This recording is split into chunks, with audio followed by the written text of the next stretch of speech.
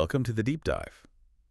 So if you're listening, chances are you already have a pretty good working knowledge of English. You probably sat through years of classes, maybe even did well on a test, but then when it comes time to actually speak, you just freeze. Right. You just kind of stop. And that anxiety block is incredibly common. It's a you to all. It is. And it's exactly what our source material is all about today. We're on a mission, really, to get beyond those, traditional methods. The endless verb lists. The verb lists, the cramming for vocabulary tests, all that stress.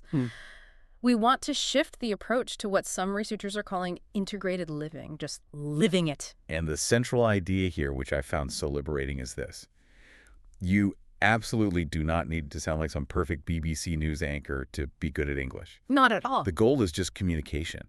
And to get there, you first have to stop being so scared of making a mistake. And that really is the first and most critical step, the mindset shift. We see so many learners who have, spent a whole year on flashcards. They know thousands of rules, but they've never actually had a 5-minute conversation. They have all the knowledge, but the fear of just not being perfect. Yeah.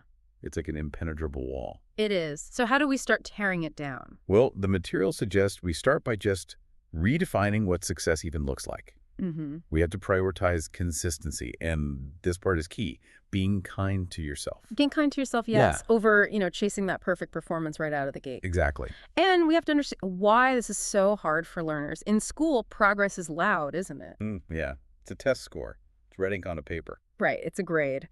But the sources, they offer this much quieter, gentler metaphor for how language grows. They say progress is quiet like coffee steam. I love that. Quiet like coffee steam. It's always there. It's always rising, but it's so gentle you might not notice it day to day. You only really see the difference weeks later. And focusing on that gentle progress really helps silence that inner critic, the voice that screams, oh, you used the wrong preposition. Right, or where's the apostrophe? Yes.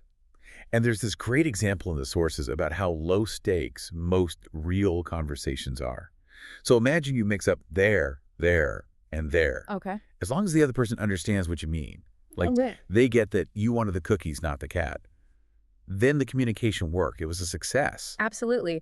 The learner who's still stuck on that apostrophe, even while someone is handing them the cookies they asked for, is missing the point. They're focused on the wrong thing. Completely. They're focusing on a technical rule instead of the fact that they got what they wanted. It's about effectiveness over, perfect grammar every single time. Okay, so if the big mental block is perfectionism, we need a way around it. The material lays out 4 concrete techniques. But first, let's talk about input. Specifically, how to stop reaching for a textbook and start using your own interest as your curriculum. This is such a critical insight. The argument is that you don't need more effort. You need more interest. Right. Because when you're genuinely curious about something, your anxiety, what they call the affective filter, it just drops. You stop worrying about verb tenses and you start focusing on the actual content. Which means study time suddenly becomes just leisure time. Exactly. And the sources list some really fun examples of things that count as practice, like listening to a song you actually like. Yeah, or reading a tweet from someone funny. Not a teacher, just a regular person. More. And this is my favorite, watching a TikTok about cats wearing hats. Cats wearing hats. And this isn't just about having fun. That obviously helps a lot. Sure. When you engage with that kind of short, authentic stuff, you're activating the parts of your brain that deal with social context and understanding things quickly. Grammar drills don't do that. So that's how you start picking up on how people really talk. You start noticing, wait a minute, people don't really say, I am going to grab a coffee. They say, I'm going to grab coffee. I'm going to grab a coffee. And it happens without you even trying. You don't have to memorize phrases like, that's so random. You just hear them over and over until they're part of your toolkit. Okay, so once you've got that foundation moving away from perfection and towards stuff you're actually interested in, then we can talk about the actionable strategies. Right. And the first one is probably the scariest. It's just embracing imperfect interaction. You have to stop waiting until you feel ready. Because you'll never feel ready. It's about creating these little low-stakes moments to practice. There was this one great anecdote in the reading. Oh, the one with the barista? Yes. The learner was so nervous, they basically asked for a hot drink with brown liquid. Not a latte. A hot drink with brown liquid. The phrasing was clumsy, sure, But what happened? The barista just smiled and handed over the latte. The communication worked. That's the key. The exchange was a success, and that learner got a little boost of confidence. Precisely. It shows the difference between passing a test and actually communicating. Which leads right into the second strategy. Prioritize listening.